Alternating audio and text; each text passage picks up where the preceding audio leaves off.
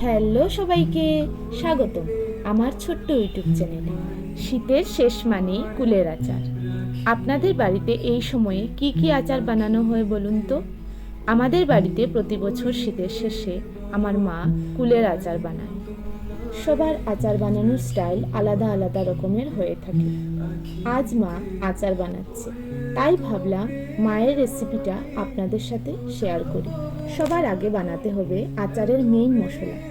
পাঁচফোড়ন, মৌরি, গোলমরিচ আর শুকনো লঙ্কা হালকা ভেজে নিন, তবে খেয়াল রাখবেন যেন বেশি ভেজে না যায়।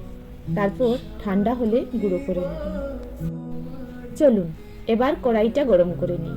গরম হয়ে গেলে পরিমাণ মতো গুড় দিয়ে দিন। আমার কাছে শুকনো গুড় ছিল, তাই সেটাই দিয়েছি। আপনারা চাইলে ওই যে বাজারে পাওয়া যায় লিকুইড গুঁড়ো ব্যবহার করতে পারেন। যখন দেখবেন গুড়টা ধীরে ধীরে ঘন হয়ে আসছে, তখন তার মধ্যে আগে থেকে হলুদ দিয়ে মাখিয়ে শুকিয়ে রাখা কুলগুলো যোগ করুন। এবার মিশ্রণটিতে সামান্য হলুদ গুঁড়ো ও স্বাদমতো নুন দিয়ে ভালোভাবে নাড়তে থাকুন। নাড়তে নাড়তে যখন মাখো মাখো হয়ে আসবে, তখন নামানোর ঠিক আগে আগে থেকে তৈরি করে রাখা ভাজা গুঁড়ো মশলাটা উপর থেকে ছড়িয়ে দিন। এভাবেই তৈরি হয়ে গেল আমার মায়ের হাতে বানানো স্পেশাল কুলের আচার। আপনারাও বাড়িতে একবার ট্রাই করে দেখতে পারেন, সত্যি খেতে ভীষণ ভালো লাগবে।